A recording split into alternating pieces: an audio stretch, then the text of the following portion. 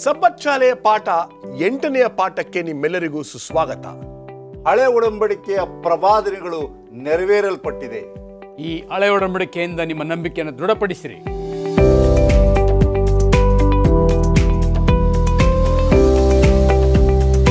ನಮಸ್ಕಾರ ಪ್ರಿಯ ವೀಕ್ಷಕರೇ, 8ನೇ ಪಾಠಕ್ಕೆ ನಿಮ್ಮೆಲ್ಲರಿಗೂ ಸ್ವಾಗತ.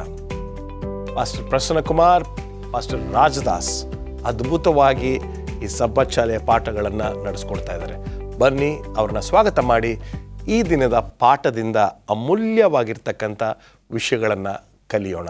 ಬೋಧಕರಾಗಿರ್ತಕ್ಕಂಥ ರಾಜದಾಸ್ ಮತ್ತು ಬೋಧಕರಾಗಿರ್ತಕ್ಕಂಥ ಪ್ರಸನ್ನಕುಮಾರ್, ನಮಸ್ಕಾರ. ತುಂಬ ಸಂತೋಷ ನೀವು ನಮ್ಮ ಕಾರ್ಯಕ್ರಮಕ್ಕೆ ಬಂದಿದ್ದು. ಹಳೇ ಒಡಂಬಡಿಕೆಯ ಪ್ರವಾದನೆಗಳನ್ನು ಪೂರ್ತಿಗೊಳಿಸುವುದು ಎಂಬತಕ್ಕಂಥ ಶಿರೋನಾಮೆಯಲ್ಲಿ ಈ 8ನೇ ಪಾಠವನ್ನು ನಾವು ಕಲೀಲಿಕ್ಕೆ ಹೋಗ್ತಾ ಇದ್ದೀವಿ.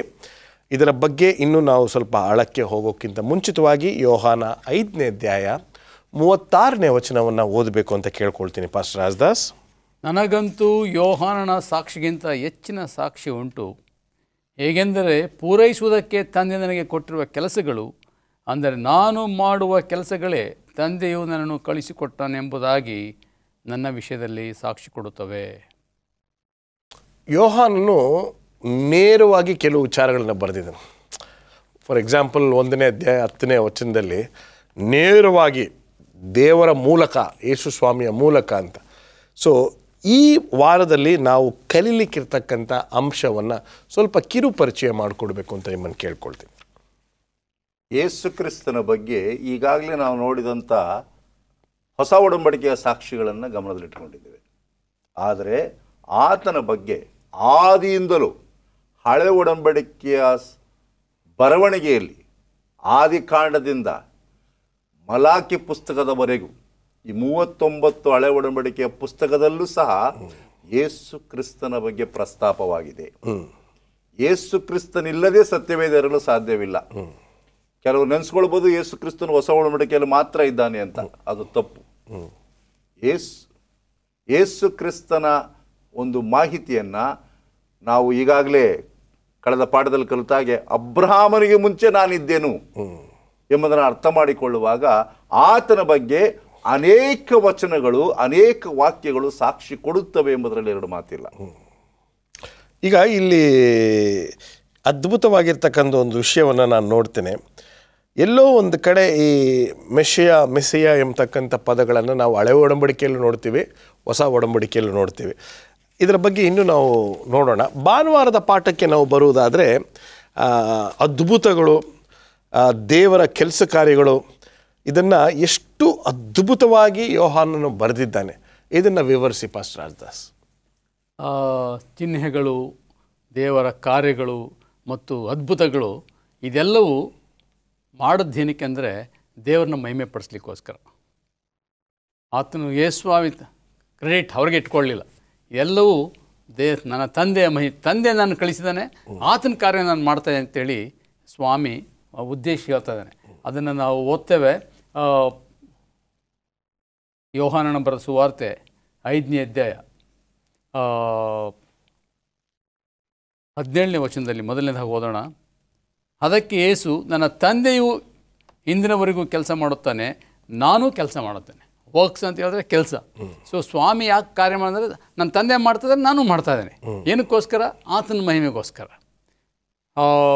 ಪ್ರತಿ ಕಾರ್ಯ, ಪ್ರತಿ ಚಿಹ್ನೆಗಳು ಎಲ್ಲವನ್ನೂ ಆತನ ಮಹಿಮೆಗೋಸ್ಕರ ಮಾಡದೆ ದೇವರ ಮಹಿಮೆಗೋಸ್ಕರ ಮಾಡಿದೆ. ಯಾವಾಗ ನಾವು ದೇವರನ್ನ ಮಹಿಮೆ ಪಡಿಸ್ತೇವೆ ಆಗ ದೇವರು ನಮ್ಮನ್ನು ಆಶೀರ್ವಾದ ಮಾಡ್ತಾನೆ. ಯಾಕೆ ಸ್ವಾಮಿಗೆ ಆಶೀರ್ವಾದ ಆಯ್ತು ಅಂತ ಹೇಳಿದ್ರೆ, ಈ ಆಲ್ವೇಸ್ ಎಕ್ಸಾಲ್ಟೆಡ್ ಹಿಸ್ ಫಾದರ್. ತನ್ನ ತಂದೆಯನ್ನು ಮಹಿಮೆ ಪಡಿಸ್ತಾ ತನ್ನ ಕಾರ್ಯಗಳನ್ನು ಮಾಡಿದ ಅದ್ಭುತಗಳಲ್ಲಿ ಎಲ್ಲದಕ್ಕೂ ಸಹ ವಿಶೇಷವಾಗಿ 5 ರೊಟ್ಟಿ 2 ಮೀನನ್ನು ಅದ್ಭುತ ಮಾಡುವಾಗ ಅವನೇನು ಮಾಡ್ತಾನೆ?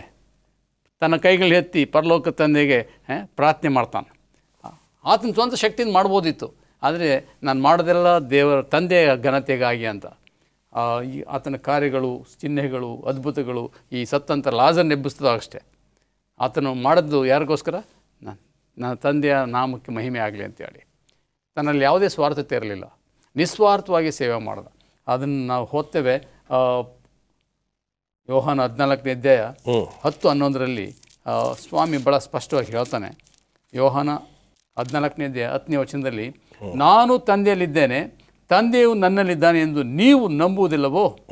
ನಾನು ನಿಮಗೆ ಹೇಳುವ ಮಾತುಗಳನ್ನು ನನ್ನಷ್ಟಕ್ಕೆ ನಾನೇ ಆಡುವುದಿಲ್ಲ. ತಂದೆಯು ನನ್ನಲ್ಲಿ ಇದ್ದುಕೊಂಡು ತನ್ನ ಕ್ರಿಯೆಗಳನ್ನು ನಡೆಸುತ್ತಾನೆ. ನಾನು ತಂದೆಯಲ್ಲಿದ್ದೇನೆ, ತಂದೆಯು ನನ್ನಲ್ಲಿದ್ದಾನೆ ಎಂಬುದು ನನ್ನ ಮಾತನ್ನು ನಂಬಿರಿ. ಇಲ್ಲದಿದ್ದರೆ ಈ ಕ್ರಿಯೆಗಳನ್ನೇ ನೋಡಿ ನನ್ನ ಮಾತನ್ನು ನಂಬಿರಿ. ಅವನು ಮಾಡುವ ಕ್ರಿಯೆಗಳಲ್ಲಿ ನಾವೇನು ಕಾಣ್ತೀವಿ ಅಂದರೆ, ಗಾಡ್ ವಾಸ್ ವಿತ್ ಹಿಮ್. ತಂದೆ ಮಗ ಇಬ್ಬರು ಒಂದೇ. I am in father and father is in me. ಅದಕ್ಕೆ ಸ್ವಾಮಿ ಹೇಳ್ತಾನೆ, ನಾನು ನಿಮ್ಮಲ್ಲಿಯೂ ನನ್ನ ವಾಕ್ಯವು ನಿಮ್ಮಲ್ಲಿಯೂ ನೆಲೆಗೊಂಡಿದ್ದಾರೆ. ವಾಕ್ಯ ಯಾರು? ವಾಕ್ಯನೇ ದೇವರು. ಆದಿಯಲ್ಲಿ ವಾಕ್ಯವಿತ್ತು, ಆ ವಾಕ್ಯವು ದೇವರ ಬಳಿ ಇತ್ತಂತೆ. ಆ ವಾಕ್ಯವೇ ದೇವರಾಗಿತ್ತಂತೆ. ಯಾವಾಗ ವಾಕ್ಯ ನಮ್ಮಲ್ಲಿ ಇರ್ತದೆ ಆಗ ನಾವು ಆ ಕಾರ್ಯಗಳನ್ನು ಮಾಡ್ಬೋದು. ಅನೇಕ ಹೇಳ್ತಾರೆ ಸ್ವಾಮಿ ಮಾಡೋ ಕಾರ್ಯಗಳನ್ನು ಮಾಡೋಕ್ಕೆ. ಸ್ವಾಮಿ ಹೇಳ್ತಾನೆ, ಇದಕ್ಕಿಂತಲೂ ಅಧಿಕವಾದ ಕಾರ್ಯಗಳು ನೀವು ಮಾಡ್ಬೋದು ಅಂತ ಹೇಳ್ತಾನೆ. ಯಾವಾಗ?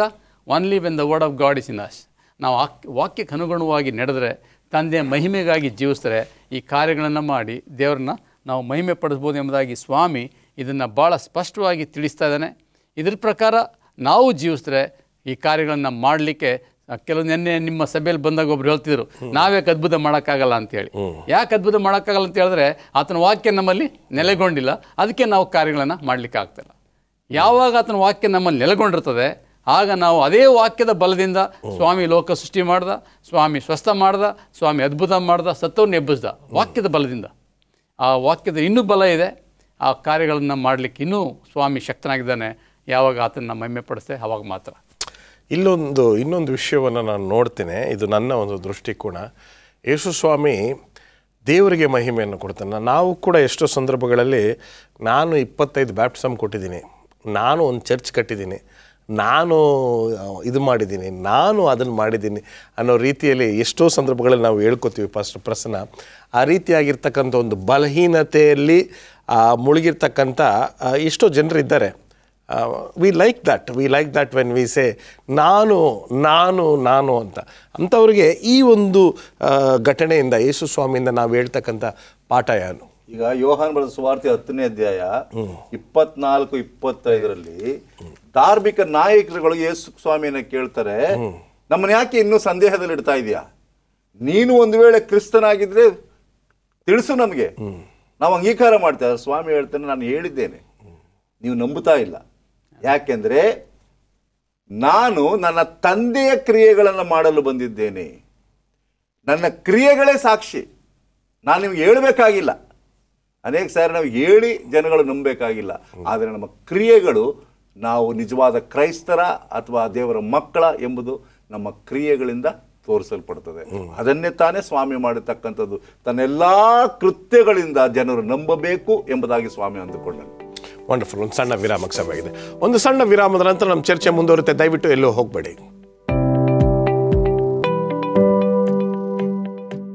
Welcome back. ಅದ್ಭುತವಾಗಿರ್ತಕ್ಕಂಥ ಪಾಠಗಳನ್ನು ನಾವು ಈ ಯೋಹಾನನ ಸುವಾರ್ತೆಯಲ್ಲಿ ಕಲಿತಾ ಇದ್ದೇವೆ.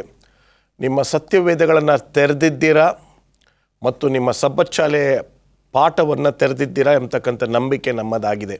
ಇಲ್ಲ, ನಮ್ಮ ಹತ್ರ ಸಬ್ಬತ್ ಸ್ಕೂಲ್ ಪಾಠ ಇಲ್ಲ ಅಂತ ನೀವು ಒಂದು ವೇಳೆ ಈ ಕಾರ್ಯಕ್ರಮ ನೋಡ್ತಾ ಇರ್ತಕ್ಕಂಥವ್ರು ಹೇಳಿದರೆ, ನಮ್ಮನ್ನು ಸಂಪರ್ಕ ಮಾಡಿ ಖಂಡಿತವಾಗಲೂ ನಾವು ನಿಮಗೆ ಸಬ್ಬತ್ ಶಾಲೆ ಪಾಠವನ್ನು ಕಲಿಸ್ಕೊಡೋಕ್ಕೆ ಅಥವಾ ಕಳಿಸಿಕೊಡೋಕ್ಕೆ ಖಂಡಿತವಾಗ್ಲೂ ಪ್ರಯತ್ನ ಮಾಡ್ತೀವಿ. ಅಟ್ಲೀಸ್ಟ್ ಅದನ್ನು ಡಿಜಿಟಲ್ ಮೂಲಕ ಅಟ್ಲೀಸ್ಟ್ ನಾವು ನಿಮಗೆ ಕಳಿಸ್ಕೊಡ್ತೀವಿ. ಬನ್ನಿ ನಮ್ಮ ಪಾಠವನ್ನು ಮುಂದುವರಿಸ್ಕೊಂಡು ಹೋಗೋಣ. ಇಲ್ಲಿ ಅಧಿಕಾರ ಪೂರ್ವಕವಾಗಿರ್ತಕ್ಕಂಥ ಒಂದು ವಾಕ್ಯದ ಪಾತ್ರ ಹೇಳಿ ಪಾಸ್ಟರ್. ಈ ದೇವರ ವಾಕ್ಯಕ್ಕೆ ಒಂದು ಬಲವಾದ ಸಾಕ್ಷಿ. ಈಗ ಯೋಹಾನನು ಇದುವರೆಗೂ ನಮಗೆ ಯೇಸು ಸ್ವಾಮಿಯ ಅದ್ಭುತಗಳನ್ನು, ಸೂಚಕ ಕಾರ್ಯಗಳನ್ನು, ಚಿಹ್ನೆಗಳನ್ನು ತೋರಿಸ್ಕೊಂಡು ಬರ್ತಾ ಇದ್ದ. ಇವೆಲ್ಲವೂ ಸಹ ಯೇಸು ಕ್ರಿಸ್ತನು ಬರಬೇಕಾದ ಮೆಸ್ಸಿಯನು ಎಂಬುದಾಗಿ ಸೂಚಿಸುವಂಥದ್ದು. ಅದಕ್ಕಿಂತ ಮುಖ್ಯವಾಗಿ ಯೋಹಾನನು ಇನ್ನೂ ಒಂದು ಹೆಜ್ಜೆಯನ್ನು ಮುಂದೆ ಹೋಗಿ ಹೇಳ್ತಕ್ಕಂಥದ್ದು, ಹಳೆ ಒಡಂಬಡಿಕೆಯಲ್ಲಿ ಆತನ ಬಗ್ಗೆ ಬಲವಾದ ಮಾಹಿತಿ ಇದೆ. ಯೇಸು ಕ್ರಿಸ್ತನ ಕ್ರಿಯೆಗಳಿಗೆ ಪೂರಕವಾದ ಮಾಹಿತಿ ಹಳೆ ಒಡಂಬಡಿಕೆಯಲ್ಲಿ ಇದೆ. ಹಳೆ ಒಡಂಬಡಿಕೆ ಎಂಬತಕ್ಕಂಥದ್ದು ಯೇಸು ಕ್ರಿಸ್ತನ ಕ್ರಿಯೆಗಳಿಗೆ ಕೇಂದ್ರ ಬಿಂದುವಾದದ್ದು. ಕೇವಲ ಯೋಹಾನನ ಸುವಾರ್ತೆಯಲ್ಲ, ಇಡೀ ಹೊಸ ಒಡಂಬಡಿಕೆಯ ಭಾಗದಲ್ಲಿ ಹಳೆ ಒಡಂಬಡಿಕೆಯು ಬಹಳಷ್ಟು ಪಾತ್ರವನ್ನು ವಹಿಸುತ್ತದೆ. ಯೇಸು ಕ್ರಿಸ್ತನು ಯಾರು, ಆತನು ಎಲ್ಲಿಂದ ಬಂದನು, ಏನು ಮಾಡ್ತಾ ಇದ್ದಾನೆ, ಏನು ಮಾಡಲಿಕ್ಕೆ ಹೋಗ್ತಾನೆ ಎಂಬುದಾಗಿ ಹೊಸ ಒಡಂಬಡಿಕೆಯಲ್ಲಿ ಮಾತ್ರವಲ್ಲ, ಯೇಸು ಕ್ರಿಸ್ತನು ಬರಲಿಕ್ಕಿಂತ ಮುಂಚಿತವಾಗಿ ಪ್ರವಾದಿಗಳಾದಂಥ ಯೆಶಾಯನಾಗಲಿ ದಾವೀದನಾಗಲಿ ಅನೇಕರು ಆತನ ಬಗ್ಗೆ ಪ್ರಸ್ತಾಪ ಮಾಡಿರೋದನ್ನು ನಾವು ಸತ್ಯವೇದದಲ್ಲಿ ನೋಡ್ತೇವೆ. ಉದಾಹರಣೆಗೆ ಯೇಸು ಸ್ವಾಮಿನ ಹೇಳ್ತಾನೆ, ಯೋಹಾನ ಬರೆದ ಸುವಾರ್ತೆ 5ನೇ ಅಧ್ಯಾಯ 39ನೇ ವಚನದಲ್ಲಿ ಆತನು ಹೇಳ್ತಕ್ಕಂಥದ್ದು, ಶಾಸ್ತ್ರಗಳಿಂದ ನಿತ್ಯ ಜೀವವು ದೊರೆಯುತ್ತದೆಂದು ನೀವು ನೆನೆಸಿ ಅವುಗಳನ್ನು ವಿಚಾರಿಸುತ್ತೀರಲ್ಲ, ಅವುಗಳು ನನ್ನ ವಿಷಯದಲ್ಲಿ ಸಾಕ್ಷಿ ಕೊಡುವವುಗಳಾಗಿವೆ. ಆದರೂ ಜೀವ ಹೊಂದುವುದಕ್ಕಾಗಿ ನನ್ನ ಬಳಿಗೆ ಬರುವುದಕ್ಕೆ ನಿಮಗೆ ಮನಸ್ಸಿಲ್ಲ. ಅಂದರೆ ಸಾಕ್ಷಿಗಳು ಎಲ್ಲ ಕಡೆ ಇದೆ, ಹಳೆ ಒಡಂಬಡಿಕೆಯಲ್ಲೂ ಸಾಕ್ಷಿ ಇದೆ, ಆದರೆ ಅಂಗೀಕಾರ ಮಾಡಲಿಕ್ಕೆ ನಿಮಗೆ ಮನಸ್ಸಿಲ್ಲ. ಮುಂದೆ ಸ್ವಾಮಿ ಹೇಳ್ತಾನೆ 46 ಮತ್ತು 47ನೇ ವಚನದಲ್ಲಿ, ಅವರು ನನ್ನ ವಿಷಯವಾಗಿ ಬರೆದನು, ಅವನು ನನ್ನ ವಿಷಯವಾಗಿ ಬರೆದನು, ಆದ್ದರಿಂದ ನೀವು ಮೋಶೆಯ ಮಾತನ್ನು ನಂಬುವವರಾಗಿದ್ದರೆ ನನ್ನ ಮಾತನ್ನು ನಂಬುತ್ತಿದ್ದೀರಿ. ಅವನು ಬರೆದ ಮಾತುಗಳನ್ನು ನೀವು ನಂಬದಿದ್ದರೆ ನಾನು ಹೇಳುವ ಮಾತುಗಳನ್ನು ಹೇಗೆ ನಂಬಿದಿರಿ? ಮೋಶೆ ಬಗ್ಗೆ ಹೇಳ್ತಾ ಇದ್ದೀರಾ, ಆ ಪಂಚ ಪುಸ್ತಕವನ್ನು ಬರೆದ ಆಜ್ಞೆಗಳು ಅಲ್ಲಿವೆ. ಆದಿಕಾಂಡದ ಧರ್ಮೋಪದೇಶ ಕಾಂಡದಲ್ಲಿ ನೀವು ಆ ಪುಸ್ತಕವನ್ನು ಓದುವಾಗ ಅಲ್ಲಿ ಮೋಶೆ ನನ್ನ ಬಗ್ಗೆ ಪ್ರಸ್ತಾಪ ಮಾಡಿದ್ದಾರೆ, ಆದರೂ ಸಹ ನೀವು ನಂಬುತ್ತಾ ಇಲ್ಲ. ಉದಾಹರಣೆಗೆ ಅರಣ್ಯಕಾಂಡ 21ನೇ ಅಧ್ಯಾಯ 5ರಿಂದ 9 ವಚನದಲ್ಲಿ ಇಸ್ರಾಯೇಲ್ ಜನಾಂಗದವರು ಅರಣ್ಯದಲ್ಲಿ ಹಾವು ಕಚ್ಚಿ ಸಾಯ್ತಾ ಇರುವಾಗ ಮೋಶೆಗೆ ಸ್ವಾಮಿ ಅಪ್ಪಣೆ ಕೊಟ್ಟದೇನೆಂದರೆ, ನೀನು ಒಂದು ಕಂಚಿನ ಸರ್ಪವನ್ನು ಮಾಡು, ಅದನ್ನು ಮರದ ಮೇಲಿಡು, ಅದನ್ನು ನೋಡಿದ ವ್ಯಕ್ತಿಗಳು ಹಾವು ಕಚ್ಚಿದರೆ ಏನಾಗ್ತಾರೆ? ಸಾಯ್ತಾರೆ. ಅದು ಯಾರನ್ನು ಸೂಚನೆ ಮಾಡ್ತಾ ಇತ್ತು? ಯೇಸು ಕ್ರಿಸ್ತನನ್ನು. ಅಂದರೆ ಯೇಸು ಕ್ರಿಸ್ತನನ್ನು ಸೂಚನೆ ಮಾಡ್ತಕ್ಕಂಥ ಅನೇಕ ವಿಷಯಗಳು ಸತ್ಯವೇದದಲ್ಲಿ ಒಡಂಬಡಿಕೆಯಲ್ಲಿದೆ ಎಂಬುದನ್ನು ಯೋಹಾನ ನಮಗೆ ತಿಳಿಸ್ತಾ ಇದ್ದಾನೆ. ಯೋಹಾನ 3ನೇ ಅಧ್ಯಾಯ 14ನೇ ವಚನದಲ್ಲಿ ಆತನು ತಿಳಿಸುವ ಹಾಗೆ, ಯೇಸು ಕ್ರಿಸ್ತನು ಆ ಅರಣ್ಯದಲ್ಲಿ ಸರ್ಪದ ಉಪಾದಿಯಲ್ಲಿ ಮೋಶೆಯು ಮೇಲಕ್ಕೆತ್ತಲ್ಪಟ್ಟ ಹಾಗೆ ನಾವು ಆ ಯೇಸು ಕ್ರಿಸ್ತನನ್ನು, ದೇವಕುಮಾರನನ್ನು ಮೇಲಕ್ಕೆತ್ತಬೇಕು. ಪ್ರತಿಯೊಬ್ಬರು ಸಹ ಪ್ರತಿ ಹಂತದಲ್ಲೂ ಸಹ ನಾವು ನಮ್ಮ ಬಗ್ಗೆ ಹೇಳುವುದಕ್ಕಿಂತ ಯೇಸು ಸ್ವಾಮಿ ಬಗ್ಗೆ ಹೇಳ್ತಕ್ಕಂಥದ್ದು ಬಹಳ ಪ್ರಾಮುಖ್ಯವಾಗಿದೆ. ನಾನೆಲ್ಲೋ ಒಬ್ಬರು ಪ್ರಸಂಗ ಮಾಡುವಾಗ, CD ಮ್ಯಾಥ್ಯೂ ನಮಗೆಲ್ಲರೂ ಗೊತ್ತಿರ್ಬೋದು, ಬಹಳ ಪ್ರಸಿದ್ಧಿಯಾದಂಥವ್ರು, ಅವರನ್ನು ಯಾರೋ ಒಬ್ಬ ಚರ್ಚ್ನಲ್ಲಿ ಹೋಗಿ, ಪಾಸ್ಟರ್ ನಿಮ್ಮ ಬಗ್ಗೆ ನಾನು ಪರಿಚಯ ಮಾಡಬೇಕು ಬನ್ನಿ ಅಂತ ಕೇಳಿದಾಗ ಅವ್ರು ಹೇಳ್ತಾರೆ, ಕೂತ್ಕೊಳ್ಳಿ ಸರ್, ನಾವಿಬ್ಬರು ಯೇಸು ಸ್ವಾಮಿನ ಪರಿಚಯ ಮಾಡೋಣ ಬನ್ನಿ. Wonderful wonderful. ಕೆಲವು ಸಾರಿ ನಮ್ಮ ಪರಿಚಯ ಬಗ್ಗೆ ನಮಗೆ ಜನಗಳಿಗೆ ಗೊತ್ತಾಗಬೇಕು, ನಾನು ಯಾರು, ನಾನು ಏನು ಮಾಡ್ತೇನೆ ಅಂತ. ಆದರೆ ಬಹಳ ಪ್ರಾಮುಖ್ಯವಾಗಿ ನಾವು ಯೇಸು ಸ್ವಾಮಿಯನ್ನು ಪರಿಚಯ ಮಾಡಬೇಕು. ಯೋಹಾನ 1:45 ಫಿಲಿಪ್ಪನು ಹೇಳ್ತಕ್ಕಂಥದ್ದು, ನಮಗೆ ಮೋಶೆಯ ಧರ್ಮಶಾಸ್ತ್ರ ಸಿಕ್ಕಿದೆ, ಪ್ರವಾದಿಗಳ ಧರ್ಮಶಾಸ್ತ್ರ ಸಿಕ್ಕಿದೆ, ಅದರಲ್ಲಿ ಬರೆದಿದ್ದಾರೆ ಯೇಸು ಸ್ವಾಮಿ ಬಗ್ಗೆ ಎಂಬುದಾಗಿ. ಹಾಗಿರುವಲ್ಲಿ ಈ ಹಳೆ ಒಡಂಬಡಿಕೆಯ ಗ್ರಂಥಗಳು ಒಂದು ಬಲವಾದ ಸಾಕ್ಷಿಯಾಗಿದೆ. ಇಡೀ ಸತ್ಯವೇದವೇ ಒಂದು ಸಾಕ್ಷಿ ಯೇಸು ಸ್ವಾಮಿಯ ಬಗ್ಗೆ. ವಂಡರ್ಫುಲ್. ಮುಂದೆ ಹೋಗೋಣ. ಪಾಸ್ಟರ್ ರಾಜದಾಸ್ ಅವರೇ, ಈ ಹಳೆ ಒಡಂಬಡಿಕೆಯಲ್ಲಿ ಇರ್ತಕ್ಕಂಥ ಪ್ರವಾದನೆಗಳು ಯೇಸು ಸ್ವಾಮಿಯ ಬಗ್ಗೆ ಬಹಳಷ್ಟು ವಿಷಯಗಳನ್ನು ತಿಳಿಸುವಂಥದ್ದಾಗಿದೆ, ಸಾಕ್ಷಿಯನ್ನು ಕೊಡುವಂಥದ್ದಾಗಿದೆ. ಒಂದು ಸಾಕ್ಷಿಯನ್ನು ಅಥವಾ ಒಂದು ವಿಷಯವನ್ನು ನಮಗೆ ನೀವು ಕಿರು ಪರಿಚಯ ಮಾಡಿಕೊಡ್ಬೇಕು ಅಂತ ಕೇಳ್ಕೊಂಡು. ಸತ್ಯವೇದಗಳನ್ನು ಯೆಶಾಯನ ಬರೆದ ಪ್ರವಾದನೆ ಗ್ರಂಥ 40ನೇ ಅಧ್ಯಾಯ ತಿರುಗಿಸ್ರಿ. 40ನೇ ಅಧ್ಯಾಯ 3ನೇ ವಚನ. 40ನೇ ಅಧ್ಯಾಯ 3ನೇ ವಚನದಲ್ಲಿ ಪ್ರವಾದಿ ಅಂತ ಯೆಶಾಯ ಈ ರೀತಿ, ಅರಣ್ಯದಲ್ಲಿ ಯೆಹೋವನ ದಾರಿಯನ್ನು ಸರಿಪಡಿಸಿರಿ, ಅಡವಿಯಲ್ಲಿ ನಮ್ಮ ದೇವರಿಗೆ ರಾಜಮಾರ್ಗವನ್ನು ನೆಟ್ಟಗೆ ಮಾಡಿರಿ. ಇದನ್ನು ಪ್ರವಾದಿ ಅಂತ ಯೆಶಾಯ ಹೇಳಿದ್ದಾನೆ. ಅದು ಎಲ್ಲಿ ನೆರವೇರಿದೆ ಅಂತ ಹೇಳುವಾಗ ಯೋಹಾನ 1ನೇ ಅಧ್ಯಾಯಕ್ಕೆ ಬಂದಾಗ 1ನೇ ಅಧ್ಯಾಯ 23ನೇ ವಚನದಲ್ಲಿ ನೋಡಿ, ಅದೇ ಕಾರ್ಯವನ್ನು ಇಲ್ಲಿ ಸ್ನಾನಿಕನ ಯೋಹಾನ ಮಾಡ್ತಾನೆ. ಕರ್ತನ ದಾರಿಯನ್ನು ನೆಟ್ಟಗೆ ಮಾಡಿರಿ ಎಂದು ಅಡವಿಯಲ್ಲಿ ಕೂಗುವನ ಶಬ್ದವದೆ ಎಂಬುದಾಗಿ ಯೆಶಾಯ ಪ್ರವಾದಿ ಹೇಳಿದ್ದಾನಷ್ಟೇ ಎಂದು ಸ್ನಾನಿಕನ ಯೋಹಾನ ಹೇಳ್ತಾ ಇದ್ದಾನೆ. ನನ್ನನ್ನು ಯಾಕೆ ಸ್ವಾಮಿ ಅಂತ ಹೇಳಿದ್ರೆ, ಯೇಸು ಸ್ವಾಮಿ ಆಗಮನಕ್ಕಾಗಿ ದಾರಿಯನ್ನು ಸಿದ್ಧಪಡಿಸ್ಲಿಕ್ಕೆ ನನ್ನ ಕಳಿಸಿದ್ದಾನೆ. ಇದು ಎಲ್ಲ ಹಳೆ ಒಡಂಬಡಿಕೆ ಅನೇಕ ಪ್ರವಾದನೆಗಳು ಯೋಹಾನನ ಪುಸ್ತಕದಲ್ಲಿ ನೆರವೇರ್ತಾ ಇದೆ.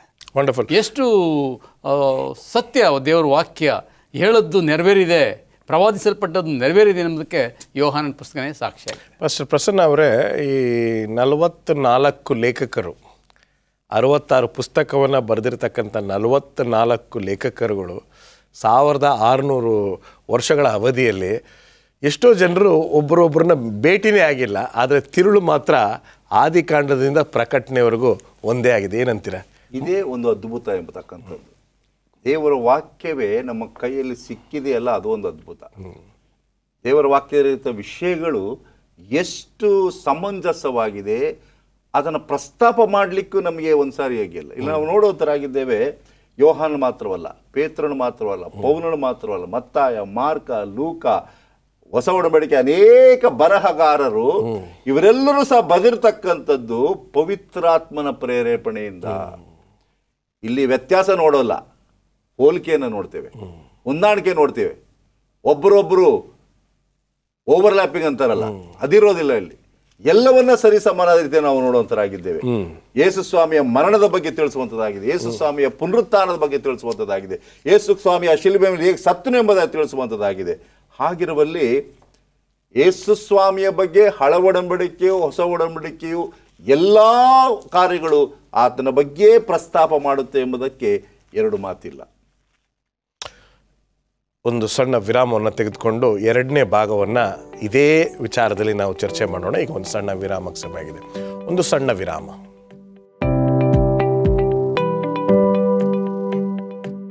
Welcome back. ಈ ಅಂತಿಮ ಭಾಗದಲ್ಲಿ ಹಳೆ ಒಡಂಬಡಿಕೆಯ ಪ್ರವಾದನೆಯನ್ನು ನೋಡಿದಿರ್ತಕ್ಕಂಥದ್ದು ಯೇಸು ಸ್ವಾಮಿಯ ಬಗ್ಗೆ ಹೊಸ ಒಡಂಬಡಿಕೆಯಲ್ಲಿ ಯಾವ ರೀತಿ ಕಾರ್ಯರೂಪಕ್ಕೆ ಬಂದಿದೆ ಅಂತಕ್ಕಂಥದ್ದನ್ನು ಎರಡನೇ ಭಾಗವಾಗಿ ನಾವು ನೋಡ್ತಾ ಇದ್ದೀವಿ. ಪಾಸ್ಟರ್ ಪ್ರಸನ್ನಕುಮಾರ್ ಮುಂದುವರಿಸಿ ದಯವಿಟ್ಟು. ಹಳೆ ಒಡಂಬಡಿಕೆಯಲ್ಲಿ ಅನೇಕ ವಿಷಯದ ಬಗ್ಗೆ ಯೇಸು ಸ್ವಾಮಿಯ ಬಗ್ಗೆ ಪ್ರಸ್ತಾಪ ಮಾಡಿರುವ ವಿಷಯವನ್ನು ನಾವು ಕಂಡುಕೊಂಡಿದ್ದೇವೆ. ಯೋಹಾನನು ಅನೇಕ ಸ್ಥಳಗಳಲ್ಲಿ ತನ್ನ ಸುವಾರ್ತೆಯಲ್ಲಿ ಸಹ ಹಳೆ ಒಡಂಬಡಿಕೆಯಲ್ಲಿ ಇರ್ತಕ್ಕಂಥದ್ದನ್ನೇ ಹೊಸ ಒಡಂಬಡಿಕೆಯು ತಿಳಿಸಿದ್ದಾನೆ. ಅಂದಮೇಲೆ ಒಂದು ಅರ್ಥ ಮಾಡಿಕೊಳ್ಬೇಕು, ಯೇಸು ಕ್ರಿಸ್ತನು ಆದಿಕಾಂಡದಿಂದ ಪ್ರಕಟಣೆವರೆಗೆ ಇದ್ದಾನೆ. ವಂಡರ್ಫುಲ್. ಆತನಿಲ್ಲದೆ ಒಂದು ಇರಲು ಸಾಧ್ಯವಿಲ್ಲ. Excellent. First Rajadas, what is your take? ಹಳೆ ಒಡಂಬಡಿಕೆಯ ಪ್ರವಾದನೆಗಳಲ್ಲಿ ಎರಡನೇ ಭಾಗಕ್ಕೆ ಬಂದಾಗ ಹಳೆಯ ಒಡಂಬಡಿಕೆ ಎಲ್ಲ ಪ್ರವಾದಿಗಳು ಯೇಸು ಸ್ವಾಮಿಯನ್ನು ಕುರಿತು ಪ್ರವಾದಿಸಿದ್ದಾರೆ. ಅವನ ಜನನ, ಅವನ ಮರಣ, ಅವರ ಕ್ರೂಜೆಯಲ್ಲಿ ಹೇಗೆ ಹಿಂಸೆ ಆಗಬೇಕು, ಆತನ ಹಂಗಿ ಹೇಗೆ ಲಾಟ್ ಆಗ್ತಾರೆ ಎಂಬ ಎಲ್ಲ ವಿಷಯದಲ್ಲಿ ಪ್ರವಾದಿಸಲ್ಪಟ್ಟಿದ್ದು. ಅದು ಚಾಚು ಚಪ್ಪದೆ ಎಲ್ಲ ನೆರವೇರಿದೆ ಸರಿಯಾಗಿ. ಒಂದೆರಡು ಉದಾಹರಣೆ ನೋಡೋಣ. ಒಂದು ಮೊದಲನೇ ಅಧ್ಯಾಯ ಪುಸ್ತಕ ಕೀರ್ತನೆ 118ನೇ ಅಧ್ಯಾಯ 26ನೇ ವಚನದಲ್ಲಿ ಓದ್ತೇವೆ, ಯೆಹೋವನ ಹೆಸರಿನಲ್ಲಿ ಒಳಗೆ ಬರುವವನಿಗೆ ಆಶೀರ್ವಾದ, ಯೆಹೋವನ ಮಂದಿರದಲ್ಲಿ ಇರುವ ನಾವು ನಿಮ್ಮನ್ನು ಆಶೀರ್ವದಿಸ್ತೇವೆ. ಈ ವಚನ ಕೀರ್ತನೆ ಪುಸ್ತಕದಲ್ಲಿ ಬರೆಯಲ್ಪಟ್ಟಿದೆ. ಯೇಸು ಹುಟ್ಟೋದಕ್ಕೆ ಮೊದಲೇ ಅಲ್ಲಿ ನಾವು ನೋಡ್ತೇವೆ. ಯೋಹಾನ 12ನೇ ಅಧ್ಯಾಯದಲ್ಲಿ ಈ ವಚನ ಎಷ್ಟು ಸುಂದರವಾಗಿ ನೆರವೇರಿದೆ ನೋಡಿ. 12ನೇ ಅಧ್ಯಾಯ 13ನೇ ವಚನದಲ್ಲಿ, ಖರ್ಜೂರದ ಗರಿಗಳನ್ನು ತಕ್ಕೊಂಡು ಆತನು ಹೆದರುಗೊಳ್ಳುವುದಕ್ಕೆ ಹೊರಗೆ ಬಂದು, ಜಯ, ಕರ್ತನ ಹೆಸರಿನಲ್ಲಿ ಬರುವವನಿಗೆ ಆಶೀರ್ವಾದ, ಇಸ್ರಾಯೇಲಿನ ಅರಸನಿಗೆ ಆಶೀರ್ವಾದ. ಪ್ರವಾದಿಸಲ್ಪಟ್ಟಂಥ ವಾಕ್ಯ ಹೇಗೆ ನೆರವೇರಿದೆ ಎಂಬುದಾಗಿ ಇದು ಒಂದು ಸಾಕ್ಷಿ. ಎರಡನೇ ಸಾಕ್ಷಿ ಅಂತ ಹೇಳಿದ್ರೆ, ಆತನು ಕತ್ತೆ ಮರಿ ಮೇಲೆ ಹೇರಿ ಬರ್ತಾನೆ ಎಂಬುದಾಗಿ ಜಕ್ರಾಯ 9ನೇ ಅಧ್ಯಾಯ 9ನೇ ವಚನ ಹೇಳಿದ್ದಾನೆ. ಅದೇ ರೀತಿ 12ನೇ ಅಧ್ಯಾಯ 14ನೇ ವಚನದಲ್ಲಿ ಯೇಸು ಕತ್ತೆ ಮರಿಯನ್ನು ತರಿಸಿಕೊಂಡು ಅದರ ಮೇಲೆ ಕೂತುಕೊಂಡು ಬಂದನು. ಎಷ್ಟು ನಮಗಂತೂ ಬಹಳ ಸಂತೋಷ ಆಗತ್ತೆ. ದೇವ್ರ ವಾಕ್ಯ ಎಷ್ಟು ನಿಜಪ್ಪ, ಅಲ್ಲಿ ಹೇಳಿದಂಥದ್ದೆಲ್ಲ ನೆರವೇರಿದೆ. ಇದು ಯೇಸು ಸ್ವಾಮಿ ನಿಜವಾದಂಥ ದೇವಕುಮಾರನು ಎಂದು ಹೇಳಲಿಕ್ಕೆ ಇದು ಒಂದು ಸಾಕ್ಷಿಯಾಗಿದೆ. ಆತನ ಬಗ್ಗೆ ಕುರಿತು ಹೇಳೋದೆಲ್ಲ ಪ್ರವಾದನೆಗಳು ನೆರವೇರಿದೆ. ಮತ್ತೊಂದು ಪ್ರವಾದನೆ ಏನಂತ ಹೇಳಿದ್ರೆ, ಕೀರ್ತನೆ 41ನೇ ಅಧ್ಯಾಯದಲ್ಲಿ 9ನೇ ವಚನ ಹೇಳುತ್ತೆ. ಕೀರ್ತನೆ 41 9ನೇ ವಚನ ಹೀಗೆ ಹೇಳ್ತದೆ, ನಾನು ಯಾವನನ್ನು ನಂಬಿದೆನೋ, ಯಾವನು ನನ್ನ ಮನೆಯಲ್ಲಿ ಅನ್ನಪ್ಪನನ್ನು ತೆಗೆದುಕೊಂಡನೋ ಅಂಥ ಆಪ್ತ ಸ್ನೇಹಿತ ನನಗೆ ಕಾಲನ್ನು ಅಡ್ಡಗೊಟ್ಟಿದ್ದಾನೆ. ಇದು ಯಾರ ಬಗ್ಗೆ ಪ್ರವಾದಿಸಲ್ಪಟ್ಟಿದೆ? ಯೂದನ ಬಗ್ಗೆ. ಹೇಗೆ ಯೂದ ಯೇಸು ಸ್ವಾಮಿ ಸಂಗಡ ಸಹ ಭೋಜನ ಮಾಡೋದು ಸಹ ಆತನನ್ನು ಹೋಗಿ ಏನು ಮಾಡ್ದ? ಹಿಡ್ಕೋಟ. ಈ ಯೂದನ ಬಗ್ಗೆ ಇಲ್ಲಿ ಒಂದು ಪ್ರವಾದನೆ ಇದೆ. ಆ ಪ್ರವಾದನೆ ಯೇಸು ಸ್ವಾಮಿ ಕಡೆ ಭೋಜನ ಮಾಡುವಾಗ ಯೂದ ತನ್ನ ಭೋಜನ ಮುಗಿಸ್ಕೊಂಡು ಹೋಗಿ ಸ್ವಾಮಿಗೆ 20 ಬೆಳ್ಳಿ ನಾಣ್ಯಗಳಿಗೆ ಮಾರ್ತಾನೆ. 30 ಬೆಳ್ಳಿ ನಾಣ್ಯಗಳಿಗೆ, ಕ್ಷಮಿಸಿ 30 ಬೆಳ್ಳಿ ನಾಣ್ಯಗಳಿಗೆ. ಇವತ್ತು ಈ ವಾಕ್ಯಗಳು ಎಷ್ಟು ಖಚಿತವಾಗಿದೆ, ಈ ಪ್ರವಾದನೆಗಳೆಲ್ಲ ನೆರವೇರಿದೆ. ಇಷ್ಟೆಲ್ಲ ನೆರವೇರಿದ ಮೇಲೆ ಈಗ ಒಂದೇ ಪ್ರವಾದನೆ ಇದೆ, ಸ್ವಾಮಿ ಮತ್ತೆ ಬರ್ತೀನಿ ಅಂತೇಳಿ ಹಳೆಯ ಪ್ರವಾದನೆಗಳಲ್ಲೂ ಹೇಳಿದೆ, ಹೊಸ ಒಡಂಬಡಿಕೆಯಲ್ಲಿ ಸ್ವಾಮಿ ಹೇಳಿದಾನೆ. ಇನ್ನು ಇಷ್ಟೆಲ್ಲ ನೆರವೇರಿದ ಮೇಲೆ ಸ್ವಾಮಿ ಬರೋದಂತೂ ಖಚಿತವಾಗಿದೆ. ಎರಡನೇ ಸಾರಿ, ಮೊದಲನೇ ಸಾರಿ ಬಂದ ಪ್ರಥಮ ಆಗಮನದಲ್ಲಿ ಮನುಷ್ಯ ರಕ್ಷಣೆಗಾಗಿ, ಎರಡನೇ ಆಗಮನ ಏನಕ್ಕೆ ಬರ್ತಂತ ಹೇಳಿದ್ರೆ ನಂಬದವ್ರನ್ನ ತನ್ನ ರಾಜ್ಯಕ್ಕೆ ಕರ್ಕೊಂಡೋಗ್ಲಿಕ್ಕೆ ಬರ್ತಾ ಇದ್ದಾನೆ. ಈ ಪ್ರವಾದನೆಗಳು ನಮಗೆ ಆ ಒಂದು ಆಶ್ವಾಸನೆಯನ್ನು ಕೊಟ್ಟು ಆ ದಿಕ್ಕಿನಲ್ಲಿ ನಾವು ಹೋದರೆ ಆಗ ನಾವು ದೇವರ ಆಶೀರ್ವಾದ ಹೊಂದಲಿಕ್ಕೆ ಸಾಧ್ಯ ಆಗುತ್ತೆ. ವಂಡರ್ಫುಲ್. ಗುರುವಾರದ ಪಾಠಕ್ಕೆ ನಾವು ಬರೋಣ. ಪಾಸ್ಟರ್ ಪ್ರಸನ್ನಕುಮಾರ್, ಇಲ್ಲಿ ಅದ್ಭುತವಾಗಿರ್ತಕ್ಕಂಥ ಒಂದು ವಿಷಯ ನಾನು ನೋಡ್ತೀನಿ, ಹೇಳಿ. ಯೋಹಾನನು ಇದುವರೆಗೂ ಯೇಸು ಕ್ರಿಸ್ತನೇ ಬರಬೇಕಾದ ಮೆಸ್ಸಿಯನು ಎಂಬುದಾಗಿ ವಾಗ್ದಾನ ಮಾಡಲ್ಪಟ್ಟಿದೆ ಎಂಬುದನ್ನು ಯಹೂದ್ಯ ಜನರಿಗೆ ಪದೇ ಪದೇ ತಿಳಿಸ್ತಾ ಇದ್ದ. ಆದರೆ ಕೆಲವು ಧಾರ್ಮಿಕ ನಾಯಕರುಗಳು ಇದನ್ನು ಅಂಗೀಕಾರ ಮಾಡಿಕೊಳ್ಳಿಕ್ಕೆ ಸಾಧ್ಯವಾಗಿರಲಿಲ್ಲ. ಯಾಕೆ ಎಂಬುದನ್ನು ಪ್ರಸ್ತಾಪ ಮಾಡುವಾಗ ಯೋಹಾನ ಬರೆದ ಸುವಾರ್ತೆ 8ನೇ ಅಧ್ಯಾಯ 12ನೇ ವಚನದಿಂದ ಕೆಲವು ವಚನಗಳು ಓದುವಾಗ ಹೇಳ್ತದೆ, ಯೇಸು ತಿರುಗಿ ಅವರ ಸಂಗಡ ಮಾತಾಡಲಾರಂಭಿಸಿ, ನಾನೇ ಲೋಕಕ್ಕೆ ಬೆಳಕು, ನನ್ನನ್ನು ಅನುಸರಿಸುವವನು ಕತ್ತಲೆಯಲ್ಲಿ ನಡೆಯದೆ ಜೀವ ಕೊಡುವ ಬೆಳಕನ್ನು ಹೊಂದಿದವನಾಗಿರುವನು ಎಂದು ಹೇಳಿದನು. ಇದನ್ನು ಕೇಳಿ ಫರಿಸಾಯರು ಆತನಿಗೆ, ನಿನ್ನ ವಿಷಯವಾಗಿ ನೀನೇ ಸಾಕ್ಷಿ ಹೇಳಿಕೊಳ್ಳುತ್ತಿ, ನಿನ್ನ ಸಾಕ್ಷಿ ನಿಜವಾಗದು ಎಂದು ಹೇಳಲು ಯೇಸು ಅವರಿಗೆ, ನಾನು ಎಲ್ಲಿಂದ ಬಂದವನಾಗಿಯೂ ಎಲ್ಲಿಗೆ ಹೋಗುವವನಾಗಿಯೂ ಇದ್ದೇನೆಂಬುದು ನನಗೆ ಗೊತ್ತಿರುವುದರಿಂದ ನನ್ನ ವಿಷಯವಾಗಿ ನಾನೇ ಸಾಕ್ಷಿ ಹೇಳಿಕೊಂಡರೂ ನನ್ನ ಸಾಕ್ಷಿ ನಿಜವಾಗಿರುವುದು. ನೀವಾದರೂ ನಾನು ಎಲ್ಲಿಂದ ಬಂದವನು ಎಲ್ಲಿಗೆ ಹೋಗುವವನು ಎಂಬುದನ್ನು ತಿಳಿಯದವರು. ಅಂದರೆ ಯೇಸು ಕೇಳುವಾಗ, ನೀನೇ ಸಾಕ್ಷಿ ಕೊಡ್ತಾ ಇದೆಯಲ್ಲ, ಸಾಕ್ಷಿ ಅಂದರೆ ಬೇರೆಯವ್ರು ಕೊಡಬೇಕು, ಆದರೆ ಸ್ವಾಮಿನೇ ಹೇಳ್ತಾ ಇದ್ದೇನೆ. ಅದಕ್ಕೋಸ್ಕರ ಸ್ವಾಮಿ ಹೇಳ್ತಕ್ಕಂಥದ್ದು, ನನ್ನ ಬಗ್ಗೆ ನಿಮಗೆ ಯಾರಿಗೂ ಗೊತ್ತಿಲ್ಲ, ನಾನು ಹೇಳಿದ್ರೆ ಮಾತ್ರ ನಿಮಗೆ ತಿಳುವಳಿಕೆ ಆಗ್ತದೆ ಎಂಬುದಾಗಿ. ಯಾಕೆಂದರೆ ಯೇಸು ಸ್ವಾಮಿಯವರನ್ನು ಕುರಿತು 19ನೇ ವಚನ ಹೇಳ್ತಾನೆ, ನೀವು ನನ್ನನ್ನು ತಿಳಿದಿಲ್ಲ, ನನ್ನ ತಂದೆಯನ್ನು ತಿಳಿದಿಲ್ಲ, ನನ್ನನ್ನು ತಿಳಿದಿದ್ದರೆ ನನ್ನ ತಂದೆಯನ್ನು ತಿಳಿದಿರುವಿರುವಿರಿ ಅಂದನು. ಎಷ್ಟೋ ಸಾರಿ ಫಿಲಿಪ್ಪನು ಬಂದು ಯೇಸು ಸ್ವಾಮಿ ಕೇಳ್ತಾನೆ, ನಮ್ಮ ತಂದೆಯನ್ನು ತೋರಿಸು ನನಗೆ ಅಂತ. ಇಷ್ಟು ದಿವಸ ನಾನು ನಿಮ್ಮ ಜೊತೆಲೇ ಇದ್ದೇನೆ, ತಂದೆಯನ್ನು ತೋರಿಸು ಅಂತ ಕೇಳ್ತಾ ಇದೆಯಲ್ಲ. ನನ್ನನ್ನು ನೋಡುವವನು ನನ್ನ ತಂದೆಯನ್ನು ನೋಡಿದ ಹಾಗೆ ಎಂಬುದಾಗಿ. ಹಾಗಿರುವಲ್ಲಿ ನಾವು ಯೇಸು ಕ್ರಿಸ್ತನ ಬಗ್ಗೆ ತಿಳಿದುಕೊಳ್ಳುವಾಗ ಆತನು ನಿಜವಾದ ದೇವರು ಎಂಬುದಾಗಿ ಮಾತ್ರವಲ್ಲ, ಮೆಸ್ಸಿಯನು ಮಾತ್ರವಲ್ಲ, ಬರಬೇಕಾದ ರಕ್ಷಣೆ ಎಂಬುದಾಗಿ ಮಾತ್ರವಲ್ಲ, ನಮ್ಮ ರಕ್ಷಕನು ಎಂಬುದನ್ನು ಅಂಗೀಕಾರ ಮಾಡಿಕೊಳ್ಬೇಕು. 23ನೇ ವಚನದಲ್ಲಿ ಹೇಳ್ತದೆ, ಆತನವರಿಗೆ, ನೀವು ಕೆಳಗಿನವರು, ನಾನು ಮೇಲಿನವನು, ನೀವು ಈ ಲೋಕದವರು, ನಾನು ಈ ಲೋಕದವನಲ್ಲ. ಅಂದರೆ ನಾನು ಮೇಲಿನಿಂದ ಬಂದವನು, ಪರಲೋಕದಿಂದ ಬಂದವನು, ನೀವು ನನ್ನನ್ನು ಅಂಗೀಕಾರ ಮಾಡ್ತಾ ಇಲ್ಲ, ನನ್ನನ್ನು ಸ್ವೀಕಾರ ಮಾಡ್ತಾ ಇಲ್ಲ ಎಂಬುದಾಗಿ. ನೀವು ಆರಾಧನೆ ವ್ಯರ್ಥ ಎಂಬುದಾಗಿ ಮಾರ್ಕ 7:7 ಹೇಳುವಂಥದ್ದಾಗಿದೆ. ನೀವು ಮಾಡ್ತಕ್ಕಂಥ ಆರಾಧನೆಯಲ್ಲಿ ಅನವಶ್ಯಕವಾದ ವ್ಯರ್ಥ ಕಾರ್ಯವನ್ನು ಮಾಡ್ತಾ ಇದ್ದಾಗ ನಾನು ಸ್ವೀಕಾರ ಮಾಡ್ತಾ ಇಲ್ಲ ಎಂಬುದಾಗಿ ಸ್ವಾಮಿ ಪ್ರಸ್ತಾಪ ಮಾಡುತ್ತಿದ್ದಾರೆ. ಇದರಲ್ಲೂ ಸಹ ಅನೇಕರು ಆತನನ್ನು ನಂಬಿದರು, ಕೆಲವರು ಮಾತ್ರ ಆತನನ್ನು ತಿರಸ್ಕಾರ ಮಾಡಿದರು. ಇನ್ನು ಇದರ ಬಗ್ಗೆ ಮುಂದಿನ ದಿನಗಳಲ್ಲಿ ನಾವು ಕಲಿಯೋಣ. ದೇವರು ನಿಮ್ಮಿಬ್ಬರನ್ನು ಆಶೀರ್ವದಿಸಲಿ. ಇದೇ ರೀತಿಯಾಗಿ ನಿಮ್ಮ ಒಂದು ತಲಾಂತಿನ ಮೂಲಕ ಬಹಳಷ್ಟು ಜನರು ಸತ್ಯವನ್ನು ಅರ್ಥ ಮಾಡಿಕೊಳ್ಳಲಿ ಎಂಬತಕ್ಕಂಥದ್ದು ನಮ್ಮ ಪ್ರಾರ್ಥನೆ. ದೇವರು ನಿಮ್ಮಿಬ್ಬರನ್ನು ಆಶೀರ್ವದಿಸಲಿ. ನಮಸ್ಕಾರ.